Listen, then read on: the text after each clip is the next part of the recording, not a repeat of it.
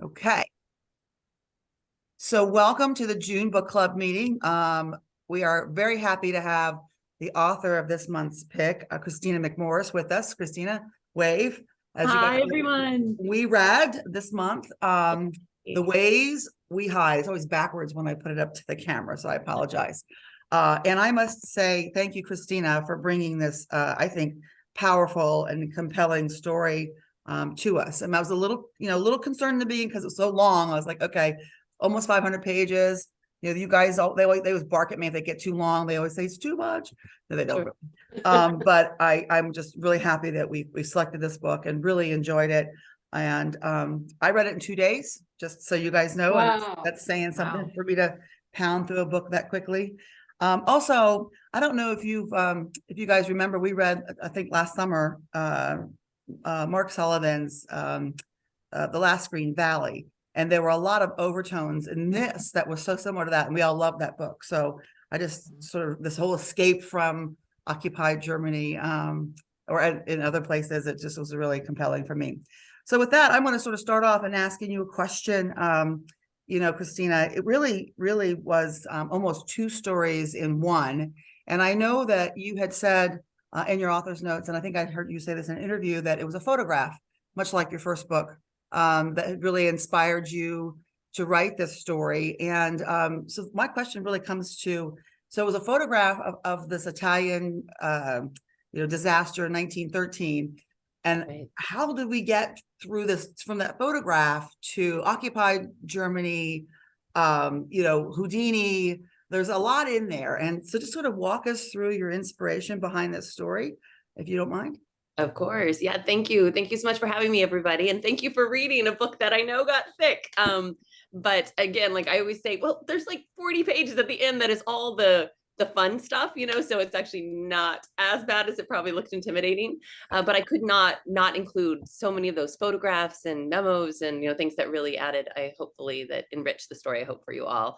And I have a very I'm thinking of a very cool, like, sexy jazz radio voice right now, but actually I'm fighting a head cold. So every once in a while, I'm going to take a little bit of water here. Well, just so you know, we have on the East Coast here and probably in the Midwest. I know, Miriam, you're in Ohio, and Jeannie, I know you're in Pennsylvania, and you guys are in Boston. We are getting Canadian smoke, and I have asthma, and it's really bad today. So hopefully it's better tomorrow. But if I have the same voice going on, just Yeah, in case right, you're right, wondering. right. I remember I'm Oregon, so we had the wildfires, not long ago, and yes, same kind of thing. So yeah, just got, and I'll just mention this because it's kind of relates a bit to what we're going to delve into. But just took my kids, two boys, 17 and 19, for their first time ever to Europe. I lived in Florence for a year during college, so I was very familiar with Europe. Traveled a lot there, which is part of my interest in European history. And so I've been talking about, I lived in Florence for the full year during my sophomore year in college. And so they've heard about it since they were born. And so it was very exciting to be able to take them on this whirlwind 15-day trip from London, Paris, Venice, Florence, Rome. So I call it the Cliffs Notes of Western Europe. And so we just got back 2 days ago and had such an amazing time. And then sure enough, I think finally my immune system was like, yeah, you are tired, you need to sleep. And so now the head cold hit, but at least we aren't traveling at the same time, so it's good. As far as the story goes, where it came from, aside from my passion then obviously for European history, that I did not have through all of school. Of course, it doesn't come until we become adults and way past the time that we paid for classes that would have been really helpful. So with this one, I came across a photo. Now, if you're familiar with my last novel before this, last solo novel, was Sold on a Monday. And that one was inspired by a photograph, of course, of children being sold on their own stoop in Chicago. And that, when I found that on a website that I, half jokingly, because it really did say something like 50 of the most shocking historical photos you have never seen, and you're like, what 50 photos have I never seen?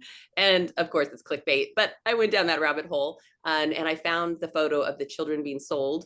And then on that same website, something I hadn't talked about until this book now, is I found another photograph, and on that same exact website. And it haunted me as well, because it also had to do with a tragedy with children, as a mother that spoke to me. And with the Sold on a Monday, you think, how could a mother sell her children, not just give them up because you think they'd have a better life without you, but how could you ask for money in return?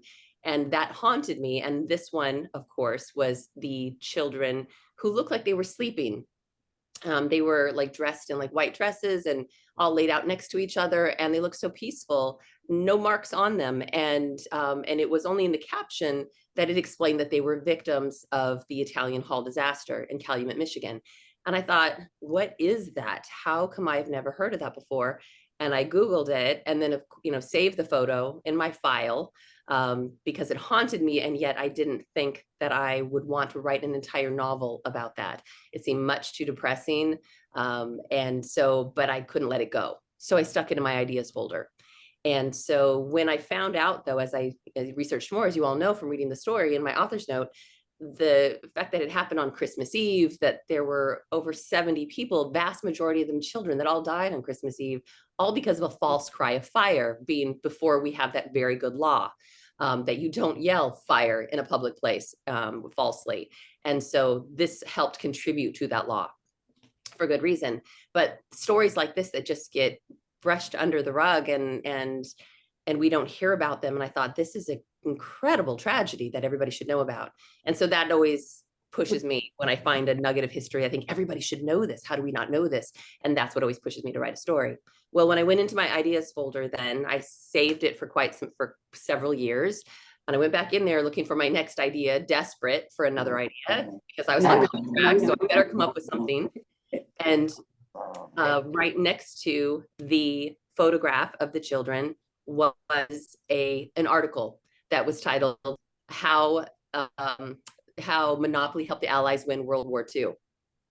And so I had saved that for about 5 years, and looking at the two of them together, which I also thought was such a cool nugget of history. But I thought, how did we not know about this? But also I didn't think it'd make an entire novel. The two of them sitting next to each other, all of a sudden I thought, oh my gosh, that's what this is. This is her backstory. And I thought, when I realized that MI9 created these escape gadgets, and I'd never heard of MI9, we all know MI5 and 6, but I thought 9 is something I'd never heard about before. And I'm sure I'm not alone there. And I thought, the fact that they worked with magicians and illusionists and some of the real characters, real historical figures like Cletty, helped inspire the character of Q from the James Bond film series.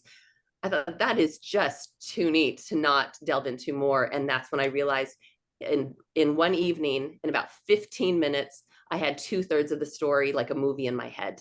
And I knew then that she would be a survivor of that stampede. She would need 2 ways out of every room at all times, and Houdini would become her idol. And because of this, she would be recruited by MI9 and get pulled much deeper in the war than she ever expects. So all of that happened in 15 minutes.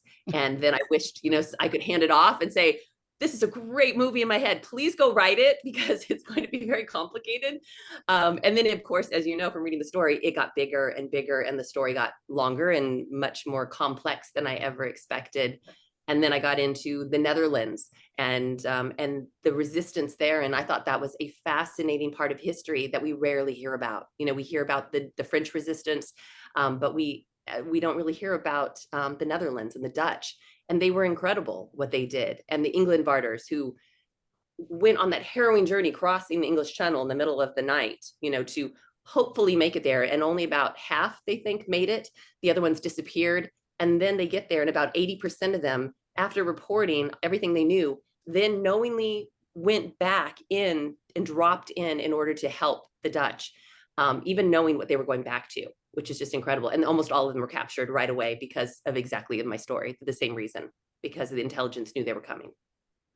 So you made a decision not to use one of the actual real life characters in MI9 that were doing the Mr. Gadget or Mr. Gidget or, the James Bond Q stuff. You decided not to use one of those folks, and instead to create this fictional Fenna who runs through the story. What was your thoughts about not using a real person there, and as opposed to doing what you did with the imaginary character that gets shoved into this real life story in a lot of ways? Absolutely. No, it's a good question. With all of my novels, because I feel like I'm a fiction writer, my specialty is not being a biographical Right. fiction writer. And so, and I have friends that do an amazing job of all that, like Marie Benedict, and so who writes real women from history. I'm just, that's not my forte. That's not something that I'm drawn to as a writer. As I love reading it, but I love creating a fictional character and I grew up in the TV industry since I was 9 years old, and I started hosting TV shows when I was 9. And so I was always in the film industry in some way. And so films really speak to me, and even more so than books, because I grew up with films first. And so for me, most of those being based on true stories or inspired. So I kind of do the inspired by a true story more than based on. And in this case, I really loved this character I could create, especially a female at that time, which I thought would be really interesting. And there's really not much to pull from, because it's MI9. They're so classified. They were kept classified, a lot of their work, including the monopoly boards, until about 1985, because they were so successful. They thought they might have to use these things again against the Russians during the Cold War. So only gradually did it become declassified in the 80s. So because of that, you're just not going to get a lot of information about real people and what they did, because they were told to burn everything and destroy it and not speak about it because of the Official Secrets Act. Now, because of that, I was able to get more information about Clutty. So he was one that I had was just a kick, and he was the head of the gadget department. And he got that because of carrying around a letter that he challenged Houdini to the crate trick. I mean, that's all true story. You can't make this stuff up. And so I was able to read an autobiography that he wrote. And so because of that, I felt confident about putting him in it. And I felt he deserved to be in the story, because he was such an integral principal part of real history that people really don't know about him. So because of that, I did use him, and I felt I got enough of his personality that I could actually feel confident about his character and giving him dialogue based on real words and turns of phrases that he would use commonly. Okay, so I have a bunch of other questions, but I'm going to open it up because I know you guys all do. We're about 15 minutes in, and I want to make sure that everybody has a chance to ask a question that may have one. So anybody want to jump up, or I'll just keep going asking more stuff. Miriam, yes, ma'am, and then Christine after you.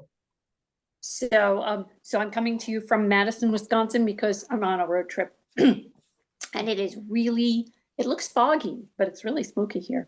Right. I loved your book. I thought it was really interesting. It took me a while to get into it. So I have a question about the chronology.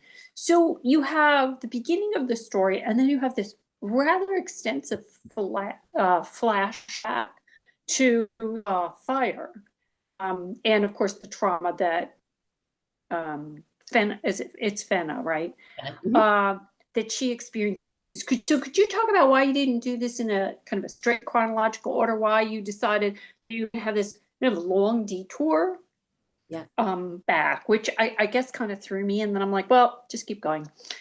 Well, I'm glad you did. Yeah, no, I gave it a lot of thought. And I think that to me, it was I like to write it as a book or a film that I would enjoy myself. And so I'm a big fan personally of, especially, I'll speak to films first, films that, and often books do this, that flash forward where it's kind of a climax, and then they say 6 weeks earlier, and they back up in time. You're like, how did they get there? And sometimes that's a little bit slower, to build up there, but you need all those parts to make sense by the end of the book, or by the end of the film. And so for me, the way I saw it in my mind was it starting with a bang. It was starting with, with Fenna and this backstory that she's haunted by, and this relationship that is broken, and having someone almost die in the opening chapter. And that to me sets the kind of the scene of a lot of what's coming. The reason why I didn't start it the other way is because I think if I had started with the Italian Hall disaster, and then you jump forward in time suddenly to now she's an adult and she's recruited by MI9, like you have this big gap of years. I just thought, I think at first it would read like a different story. I think that I think you're along for a ride of a very different book. And I think that expectation is disappointing to readers. It is to me. If you think that you're in for a rom-com and then it turns out to be a thriller, you're like, you may have enjoyed a thriller if you knew it was a thriller from the beginning. So in the beginning, if it started with her youth, I think it reads like a historical coming of age. And Mm. it really is not that. You know, I think it has a coming of age element for sure, but really I think that the tone for me, those first several chapters, it's setting the stage, but I think to me that is more representative of what the feel of the whole book by the end of the book, you know, because then you're going to get back to the thriller elements and all that. But if you don't have her backstory, there is no way I think that you believe that she does what she does and what she's capable of and why they'd send her in and why she would risk everything for Ari, et cetera, and that you wouldn't care really that much about him if you don't see how they grew up together and how much they love each other in such an, you know, beautiful way. All right, Christine. I didn't know about MI9, and so I absolutely loved the juxtaposition of magic and the war. I thought that was so well done. One area that bothered me, though, was how she found Ari after curfew in a huge city like Berlin. Did that bother you? It was you. Well, she wasn't in Berlin. She was in Where- Utrecht, which is a much That's smaller city. Correct. Yeah. That's right. It's a much smaller city. You know, if it were up to my editor, like I would have had her find him like within 2 pages, truly. And, you know, so that part might even seem a bit slow to some readers, you know, because it had to give it like she knew like the area. She met with the guy that was looking for him, that had seen him several times crossing over in an area. So, you know, I mean, the thing is, like in real life, this stuff happens though too, you know, like very often, you know, you find out that somebody's been looking for someone, you know, DNA ancestry and all this, and turns out they've been in the next town the entire time. I mean, I think that there is a stranger than fiction element that absolutely happens, but also if she doesn't find him, there is no story. You know, so I think that we are talking about fiction. We are talking about hopefully an adventure and a ride that you're along for. But I did try to give enough that I felt was plausible. She was running out of time and she, you know, almost didn't see him, but she started remembering like what he did and, you know, and knew the path that he kept crossing because of the first guy she met with. So I felt that, you know, she knew he was there for a reason, and that he kept going in the same area. So there had to be a reason. So that's why she had the lookout area that she did. Thank you. Jean. Kristina, thank you so much for joining us tonight. Your book, which I absolutely adored, had so many characters in it. And every time I would kind of go into a new chapter and somebody else came up, that kept dawning on me, how do you keep track of all of these characters so that you don't mention somebody in chapter 2 and then never talk about them again, even though they played a major role? You know, how do you keep everybody moving and involved in a way that makes sense, not in an extraneous manner? Thank you so much. Yeah, well, it probably explains why I was tired a lot during the book. So the way that I think of writing my books is kind of like because my youngest son, who's 17, you know, I mentioned Kieran, is he's part on the side. He does sports. He does a million things. He's a dancer, et cetera, but he also composes. And so he lays down, you know, for the orchestra. And so he'll lay down, you know, the violins and the violas and cellos. And the way that I know, and I have author friends that do that, you know, that kind of lay down like the right kind of just the dialogue. And then they add in and they go back and they start adding in the thoughts and they add in the smells, right? That's me. I'm a dialogue gal. So yeah. Yeah. Right?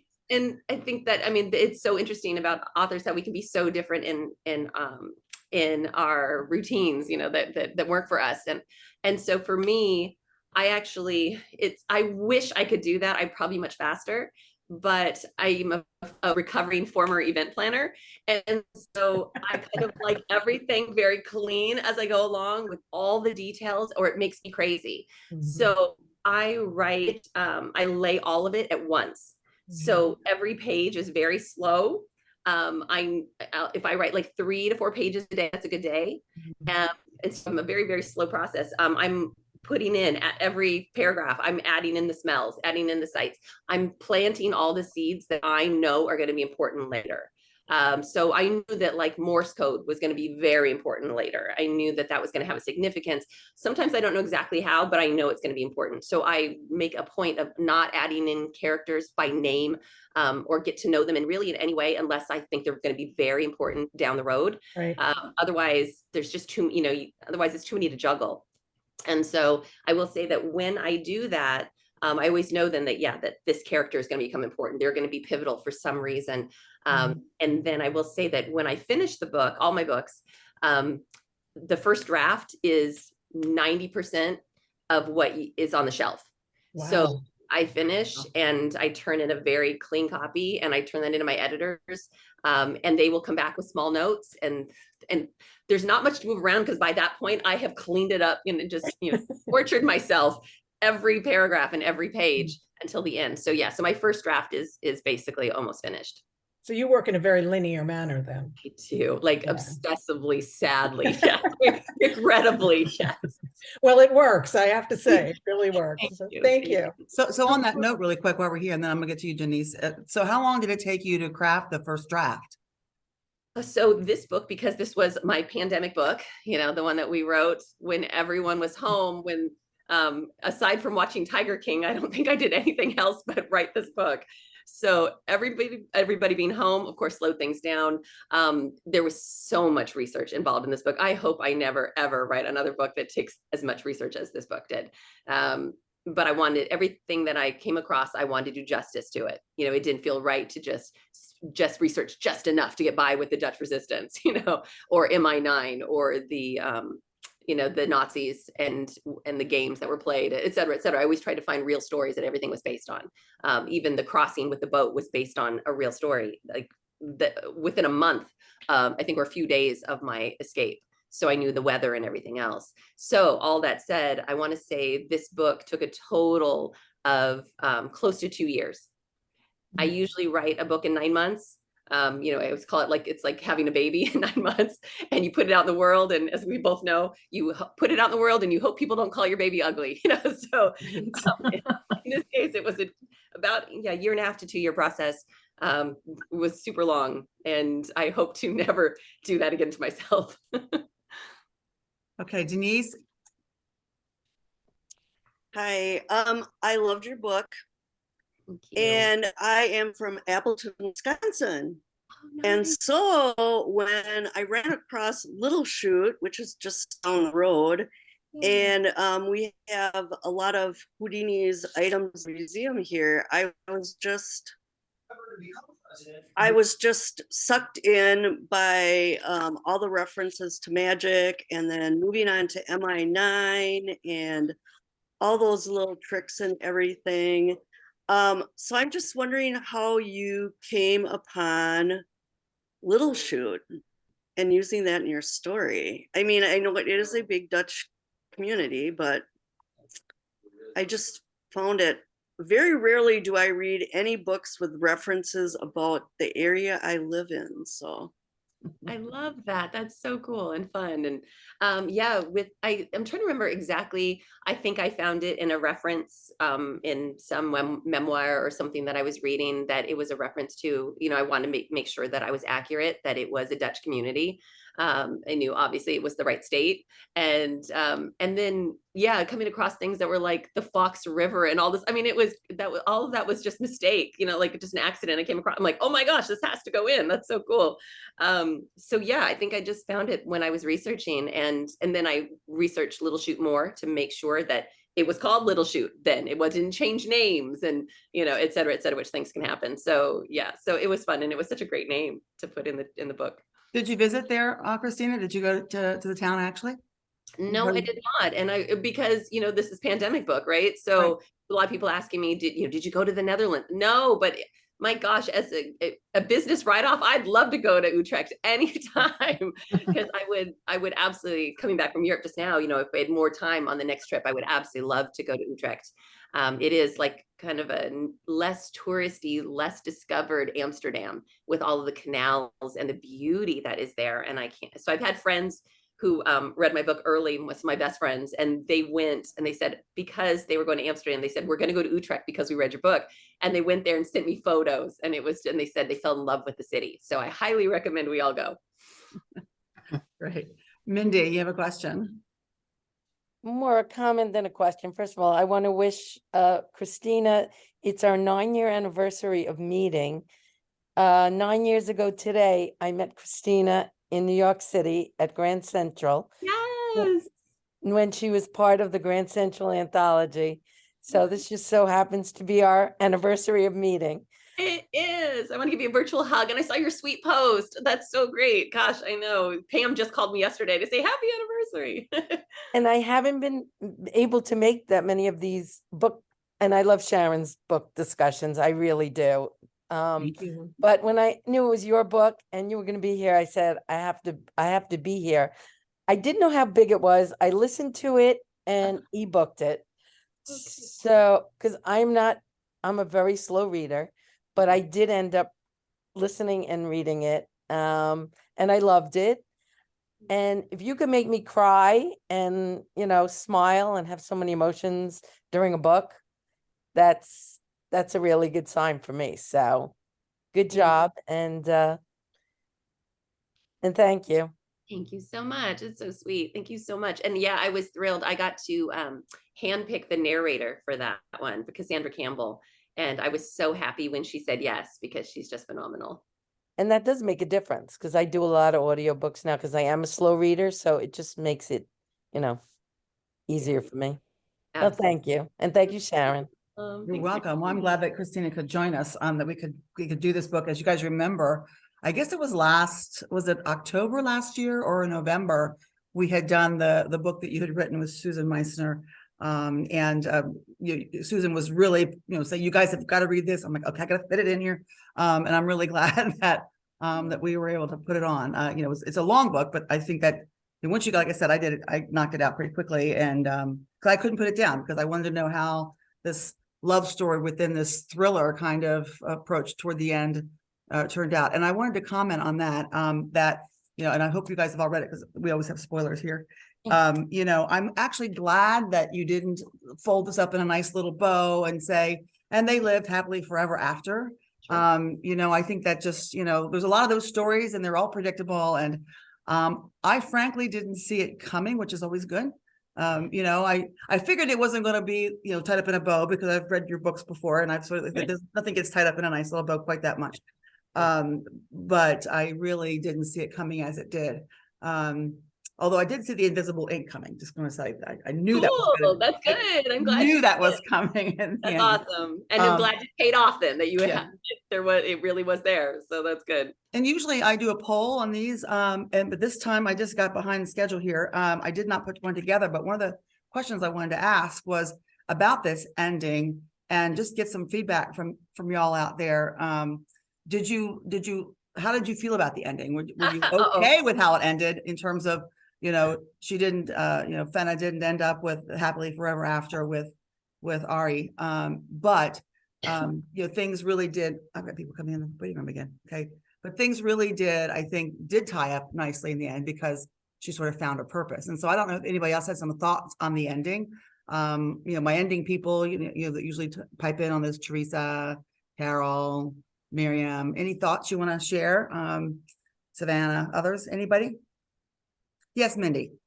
Like I said, I had mixed emotions because Ari, that was it. Right. I was in tears, and then at the end it was kind of, there's maybe hope, or that she'll find somebody, or if not, maybe her, she will be happy with her life as it is, magic. I love that. And I love that part of it. It really was different from other books that I read. It really was. So mixed emotions. Yeah. Jean, thoughts?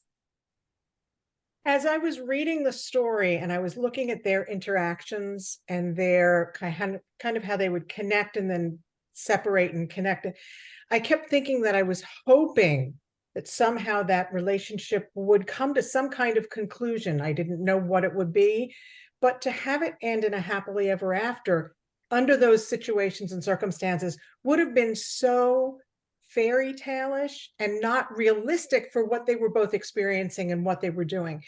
And for her to have been able to get the niece and get her to safety and then help raise her, that was the most loving thing that they could have ever done for each other, was to work together to make this happen. So I thought in the end that it was a perfect ending, because anything else would have been too contrived, and it wouldn't have made sense for the 400 pages in the middle where they were in constant danger. I mean, it would have been like, wait a minute, how did this happen? It just doesn't. He could have been arrested, he could have been in prison, something like that, for everything that he was doing and all the sides he was playing. But for them to have lived happily ever after back home with his parents would not, to me, have made sense at all. Thank you. 100%. And that's, so yeah, if anybody's mad at me, I've Zoomed with a lot of book clubs with this book, and, usually most of them kick off with, so the first question is, why did he have to die? And did you always know he was going to die? So yes, I think yes and yes. I knew it before I wrote a single word of the book. I knew that was how it was going to end. And as I got closer and closer to that scene, I will say that, believe me, if it was hard on you guys, it was even harder on me. I'm like, so my joke is that I say he was so perfect that of course he had to die, because it's way too far-fetched to have him live. So when I got closer, I thought, maybe, and then no, there's just no way. It's so unrealistic. And he would have been court-martialed at minimum. He would have been killed by one side or the other, or they would have ended up in hiding for the duration of the war and beyond that. But also then you find out in real life, right after she left, they had the milk strike, and Hitler then really was harsh then on the Dutch people, and were starving them and everything else, and going into houses and finding people and stuff. So it really, all of that is true, and it just coincidentally happened a week after when she was there in real life. So when I found that, I thought that's why she mentions it later. So the chance that they were going to be found was very, very high. So it felt, and the last thing I'll mention on that is that I felt like I really loved the message that, because she would not have done the things that she did and completed her arc without him dying. She would not have gotten in the crate. She would never have had to. She would never become a mother, more like an aunt maybe, but not a mother. And so by the end, she fulfills that as well. And my favorite thing is that at the very end, right before she's about to step on stage and has nerves, and she hears him say, breathe, and just breathe. And I love the message that people that pass in and out of our lives for various reasons, they can still give us strength, and we can still pull inspiration from them, and they don't have to physically be with us to do that. And I felt like he was always a part of her. He didn't have to physically be there to do that. And I really love that. I'm going to get Kristen first, but before I call on you, Kristen, I was going to just put out there, you said just a second ago that you knew the ending, you knew that was how you're going to end it, but really before you even wrote it. And just so you just put it out there that, I have a really good friend who's a screenwriter, very successful one. And he always says, always start your book knowing the ending. So maybe, your screenwriting or television background probably brings that forward, knowing how you're going to end the thing before you even get there. So it's an interesting trait for people who like film as well as books. So True. Kristen, you had your hand up, and then I'll jump to you, Sarah. We had kind of covered things, but I was just going to say, the minute that she said, I don't want to be a mother, I was like, oh, well, that's coming back on her, because I feel like you put that out into the universe and it blows back on you in the most unexpected ways. And so the fact that she ended up with the niece was, I thought, the happy ending, the only kind of happy ending it could have. So, Well, she and avoided all the different kinds of love that were there was an amazing part of this book. She avoided, the infant crying stage. I think that was, so at least there's a it did help. 5-year-old not quite the same as, a newborn. That's so true. And I loved, I had a lot of fun when I realized that, of course, she'd speak English. So the whole time that I was writing her, I knew that she was understanding what everybody was saying, and none of them knew, which is why she wasn't as worried, because she was listening to them, and trusted them, which I thought was really fun when it comes to the part, of course, when she gets to ask for a cookie. Sarah? So I agree. I thought that the ending made a lot of sense with the way that the book progressed. However, I was feeling like Fenna became so strong and was making such good decisions that I would have liked her past to inform the future a little bit more. But maybe another book and a series would be needed for that. Yeah. Like, in what way do you mean? I'd love to hear.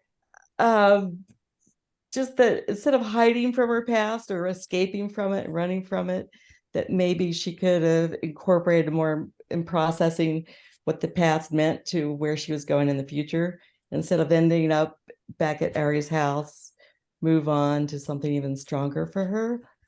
I guess so. And that's a good point. I think the way I viewed it was she did keep running away. And the whole point was that she did the opposite by the end. You know, she chose to stay. She wasn't Yeah. trapped. So that's the Yeah. difference, right? She wasn't trapped. She wasn't forced to be somewhere anymore. And she made that conscious choice not to run away anymore.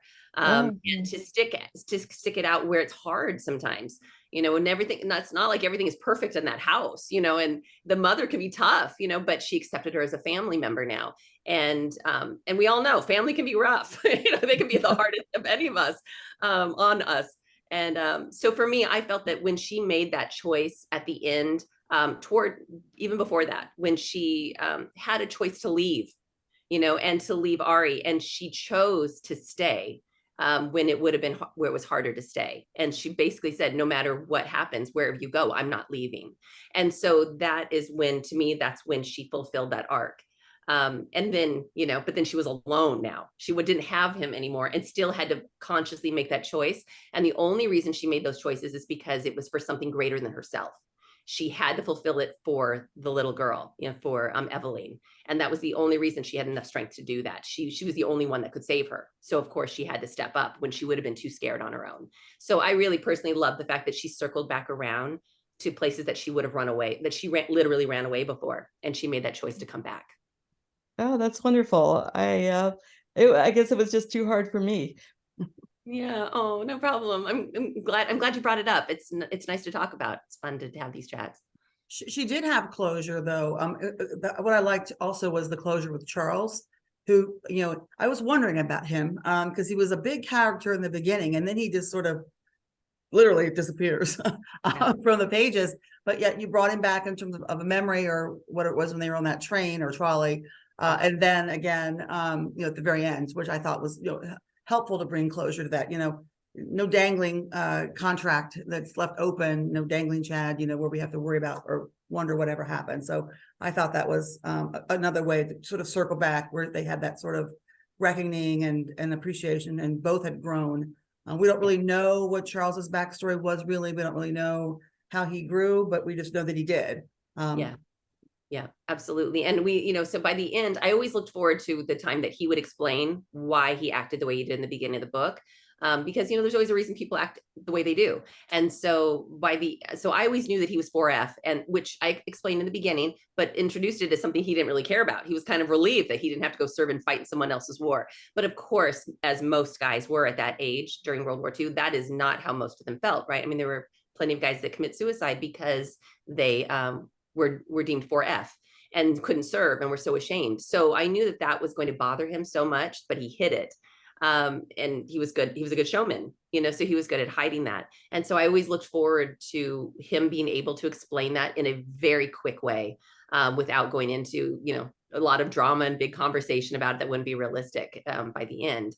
And so, yeah, so I always knew then that's when he would finally grow from that as well. And I will mention with Charles, I'm glad you brought it up, because I will say that in my Hollywood brain, he was going to be on the train. So I always thought, because a movie would do that, right? He would you have a limited cast. He would absolutely show up on the train, you know, and she, of course, Fenna would absolutely find Ari, or there's no movie, right? So I also, again, like I lean toward Hollywood in my books. I thought that Charles was going to be on the train. That's why I knew that he spoke French. From the very beginning, you know, from Louisiana, I thought that she'd help refine it to be a showman. So I thought that he was going to be there when she thought she was alone, and he was going to help her out. So when it got closer and closer to that scene, I just decided, I thought, you know what, this is not, a Hollywood movie would do it. And maybe if they adapt mine, which, you know, they're shopping it right now, that maybe he would be there, but I couldn't bring myself to do it. When I got closer, I thought, this is so implausible. It's one thing to send her in. She was supposed to be kind of, you know, with a seasoned agent. She was only supposed to be there for a couple days. She was bait, essentially. She didn't have to be a spy. She knew all the gadgets. She created half of them, you know, so there was and she spoke Dutch as almost a first language. So I thought all of that would make sense to me, because things like that did happen. But they wouldn't send him in too. You know, I thought, okay, this is getting ridiculous. when I got closer to it, I thought, what if she thinks it's him? And I really loved that idea. I loved that he saved her without even being there, without even, without even knowing it. And so she really saved herself, which I loved even more. And so then I knew that he would circle back in the epilogue, which I looked forward to that. So that was fun. Miriam? Oh, the part that I found interesting and disturbing was the parts where Fenna is kind of sneaking around under curfew under the Nazis. So could you talk a little bit about where you got the kinds of things that you read that told you about what was going on with the Dutch resistance and how I guess how they were interacting with the Nazis, because they were really brutal in Holland. Yeah. And that was the only part that seemed kind of unrealistic to me, was the fact that they had so much freedom under the curfew. Well, she If doesn't. that makes sense. Yeah, but she doesn't sneak around that much. I mean, I think it's like once or twice that she goes out after curfew and to get over to Ari's place. Like the thing is, I mean, that I took all those from memoirs. There's a resistance. So the resistance didn't work just in daylight. The resistance worked through and they weren't on every corner, so you have to keep in mind, I would try to make it very clear, the Germans were not the ones patrolling, it was the Dutch, which I was shocked by. And so that was something that I found fascinating. It was the Dutch were the ones that were all the patrollers. But they also said in memoirs that I read, and people going out after curfew and riding their bikes at night and stuff, and and hiding and whatnot. It's not like you had, like 50,000 of them patrolling. Like most of the jobs, that was just kind of you walk around, and hope and just in case someone is on a corner, or you see someone and then try to chase after them if you can. But you just didn't have that kind of manpower. So it wasn't the Germans that were doing that. They had the Nazi officers that were there, and they had Nazi guards over important things that were vital, that were targets, such as the military bases, the train stations. So that's where you're going to see the Nazis there. But the rest of them are all Dutch. And they really did, people did sneak around at night. So was there one book that we wanted to read more about it? One book that you would recommend, or a couple of books? About the Dutch resistance? Sure. I think, trying to remember, there are several. I have about 30 books I read for this book. So I only put in some ones in there. Yes, I think I mentioned a couple of them in further reading in the back of the book that I drew from the most. And there were stuff that were specifically Dutch resistance, and they talk about the things they did, and keeping the ammunition and all this in the tulip drying sheds and stuff. All of that was based on truth, and they have stories of what they did and how they snuck around and how they killed a Nazi or a German, either a German patroller or a Dutch patroller. And so yeah, it was pretty incredible story. So I would check that, and if you want any more, just shoot me an email and I can send Miriam, you. it looks like it's on page 486 of the hardcover. And it's a number of books. One, Behind the Fireplace, Memoirs of a Girl Working in the Dutch Resistance by Andrew Scott, and Gretchen Okama Scott. Dutch, and there's a number of them that she's got, a couple, I think 2, that look like they're actually about the diary from World War II. So check those out. I have a question about the hardcover, and then I guess we'll wrap this up. And that is, I was trying to figure out your cover. Maybe I'm losing my mind. I mean, I get the map underneath, but who's the girl? Is that supposedly Fenna on the cover? So what it used to be, your cover, just this, yeah, give me some sense of where this, because I was intrigued by it, but then I really couldn't figure out the scene that it was from. So help me here. Right. It is not a specific scene. That was one of the things that I even said, but this is not, and they're like, look at how many books. They said, do not, from a publisher standpoint, they're like, look at how many books that it's not set in the scene. It's just the feel of the story. It's, it's settings, but it's not, doesn't have to be so specific. I'm like, okay.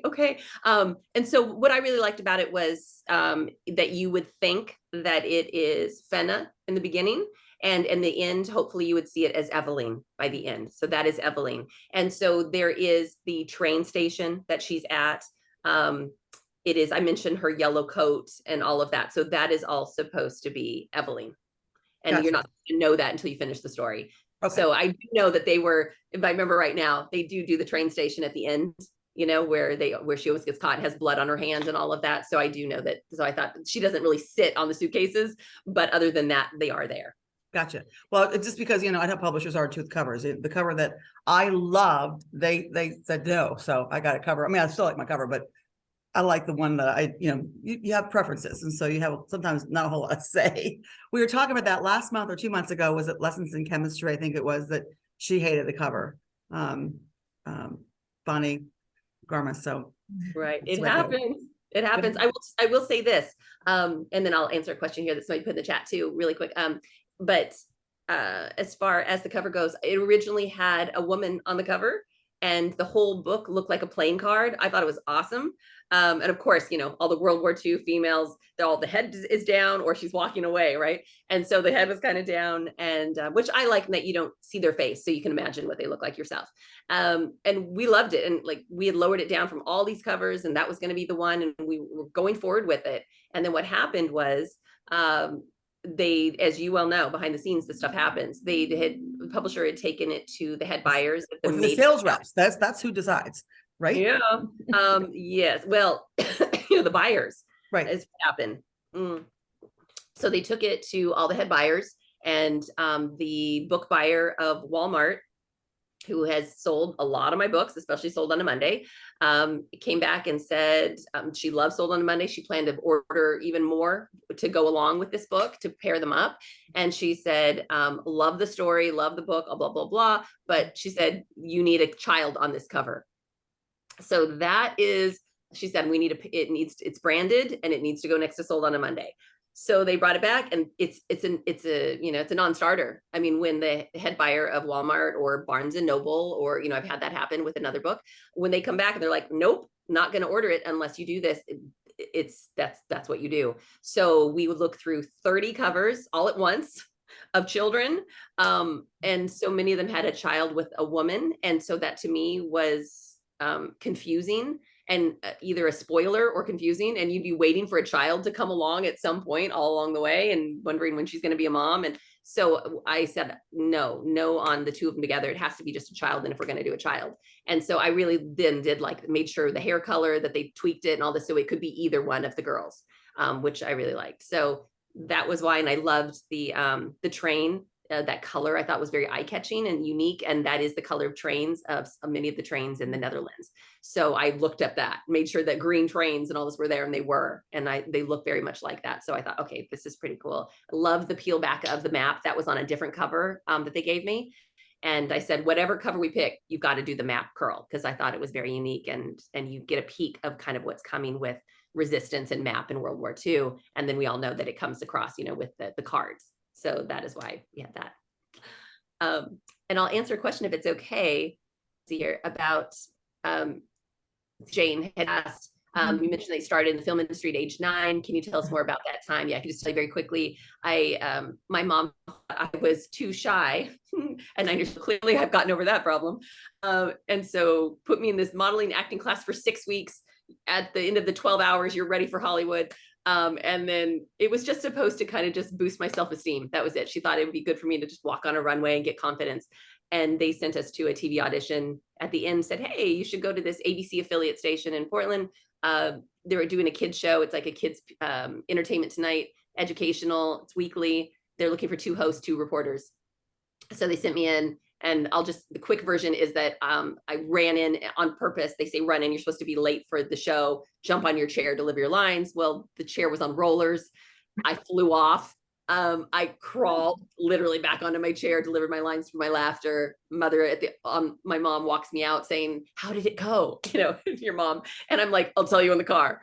So the producer ran out and thought I was funny, and so asked me to come back for a second audition, and I got the role. So I hosted that show from 9 until 14, and literally grew up in the news station at ABC's local. So when I wrote Sold on a Monday with a reporter, it's partially because I knew those newsrooms. I knew the reporters, et cetera. I literally grew up with them. They were like my uncles.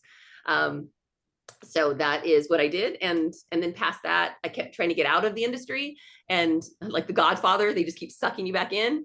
So later in life, I became a wedding and event planner, had my own company for years, did 14 weddings every summer, which is, I don't recommend. And because of that, Warner Brothers asked me to host a wedding show called A Weddings Portland Style in Oregon and Washington. And so I did that for like 5 years as an adult and did a lot of honeymoon videos and got flown around a lot. So it was very fun pre-kids. So that kind of sums it up. And I did, when I lived in LA, I went to Pepperdine and stayed afterwards and lived in Burbank. So ended up doing a lot of like Days of Our Lives, like small parts here and there, a lot of indie films for film festivals and that kind of thing. But it was always for fun on the side for me. You did a lot of things. You have some for someone your age and have grown, well, teenage kids, and so I'm quite impressed with with all the things that you did, and it makes you a better writer, I think, because you've had so many experiences to pull from. So thank you for answering that question. Of course, thank you for asking. And before we send you away, what's the next one that's coming? Do we have one that's in the pipe? Yes. Okay. So a couple. She's like, oh yes, oh God. It's always like, when's the next baby coming? Yeah. Okay. So yeah, I will mention briefly one thing that came out just recently, because it's fun to mention, and that it's tied to Ways We Hide, is Poppy Story, is a short story that I wrote for Amazon Original Shorts, and that came out Mother's Day. And so that's just been out for a few months. And if you are, I mention it because if you are a Prime member, which most of us are, it's free. And so if you're KU, Prime, or Audible, it's all free. And you get, like Kristen Harmel, all of us, we all did stories all connected. So that one is Poppy. It's called Poppy Story because Poppy being one of my favorite little characters in The Ways We Hide. Do you remember she was the orphan that was adopted? And I always, and remember in the epilogue, of course, Fenna says, I wonder whatever became of her life. And this answers that story, that question. So you'll get to see Poppy as an adult, and she, because of her dyslexia, she becomes a teacher because she has teachers that help her so much. And it's the midst of the Cuban Missile Crisis. And she's a teacher and encouraging kids to get under their desks that is somehow supposed to protect them from nuclear warheads, and it's a motherhood story. So how do you bring a child into this world during such a scary time, which is something that, that seems to be universal through time. So that's Poppy's story. And you'll get references back to Fenna and little Easter eggs in there, which is very fun. So you'll see, I'll tell you that there's a hint of the fact that they're going to reunite, and she doesn't even know it yet. So the reader will only know if you read The Ways We Hide that you'll get that they're going to reunite. So that was Poppy's story. What's coming out next is in August, because it's a Christmas story. Naturally, it comes out in August. It's there's a novella I wrote a long time ago. They've repackaged it. They're republishing it. I've repolished the whole thing. Every single word, every page has been gone through and spiffed up, which is very fun. So that is coming out with T. Greenwood. She wrote a Christmas story. It's called The Season of Second Chances. So it's on my website, and that one's coming out in time for the holidays. And then my sister and I, my youngest sister, incredible artist. She does children's picture books, illustrations, full-time. She's amazing, amazing. And so we paired up and sold in a 2-book contract for 2 picture books. So our first one comes out in January, and it's called Ellie Mae Dreams Big. And just very snippet of it that I'll share is little girl that has to decide what to be when she grows up. The twist of it for school is that she can't decide, so she starts mashing them together. So instead of just being an astronaut or a chef, she remembers the moon is made of cheese. She's going to take the biggest slice of it and make the best galactic grilled cheese sandwiches in the galaxy and make a fly-through for the aliens. So that gives you an idea of what the story is. And we're really proud and think it's fun. And we'll be touring in January together, which we can't wait. So that's fun. Wonderful, wonderful. And then the last thing I'll mention is just what I'm working on next, is what you started with. Yes, ma'am. Is a historical. So I can tell you that it is a different time period than I've ever gone to. It's 1885, has a lot to do with Oregon's history. That is a lot of unknown Oregon history, in that I've grown up, raised here. And it wasn't until I was, I want to say 30 years old, that I found out some things about the seediness and the labyrinth and just this crazy history that Portland has that is in our underground here. And so that helped me uncover more things. And I'm very, very excited to share that. So that will be coming out about 1.5 years. Good. Well, I love the 1880s or the 1800s in general. So wonderful. Yeah. All right, well, Kristina, thank you so very much for joining us. I think we all can give her a hand. Yes, we really love the book. And we look forward to seeing what you have next for us. So we'll put that on our list. So 1.5 years, we'll still be here, girls, right? Ladies, right? We Yes. hope so. Yeah. Yes. Hopefully. Absolutely. Yes. All right, Kristina, thank you very much. All Thank right. you, everybody. Thank Thanks you, for having me. Kristina. Meredith. Thank Thank you, you, Katie. Sharon. Thank you. Nice to Thank see you, everyone. Kristina. Bye. Thank you. Bye. Okay, well, I just did something wrong here. Hold on. I'm terrible at this machine. You guys know that, right? So stopping the recording, Yes. How do I do that? Someone help me. Where do I go? It's down here somewhere. because it says record near the chat button. I found it. Yeah.